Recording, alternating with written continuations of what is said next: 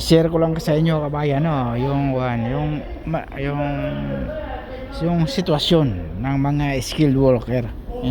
Kagaya ko talagang magaling ako sa mga tanggalan pagkabit sa mga accessories ng mga sasakyan.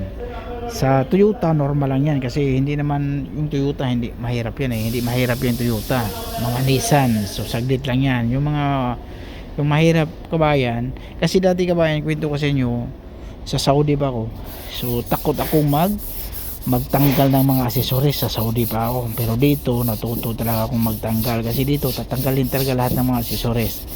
Hindi katulad sa Saudi na pwede lang itip, dito tatanggalin yan. So dito ako natuto talagang nahasa ng paano tanggalin ng mga accessories. So walang ibang, pag may problema, pag magkabit, lalo na pag magkabit, pag may problema, walang ibang tatawagin, ako lang yan dito sa amin.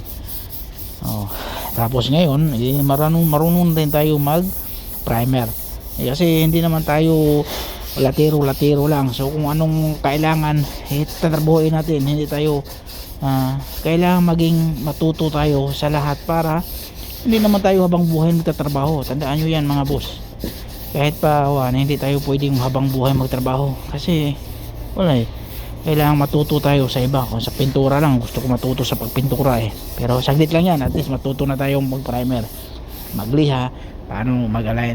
So yun ang sinasabi ko bayan, sa Pilipinas kailangan mo talagang umalis doon, magbansa, kasi malaking kinikita dito sa ibang bansa, hindi katulad sa Pilipinas. Kahit pa ganitong sitwasyon natin, skill tayo, kahit pa nangontrata tayo ng mga sasakyan, mababa pa rin yung kita natin, hindi katulad sa ibang bansa.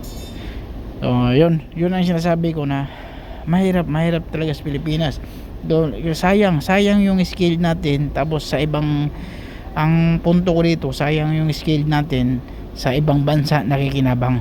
Yun ang isipin ng gobyerno dapat, na yung mga skill natin sa Pilipinas, bakit parehas lang naman yung mundo bakit yung mga Pilipino halos nagtatrabaho, tanginang yan, sa ibang bansa bira lang yung nagninegosyo pumunta. Buti pa yung India, marami ng India na ng mga negosyante, lalo na yung pag Chinese, yung mga Tsinghua, mga Chinese, pag pupunta sa ibang lugar kadalasan magbi-business yan. Pilipino pag pupunta sa ibang lugar sigurado libur yan, kadalasan, karamihan. Yung India ngayon may utak na din. So katulad sa amin, ang Pilipinas kasi, mayroon kasi tayong tutulong talaga tayo sa kamag-anak natin. Yun ang mahirap. Wala kang masisave, konti lang. Kung mag-save ka ng pera, konti lang talaga. Yan lang kabayan, yun lang i-share ko.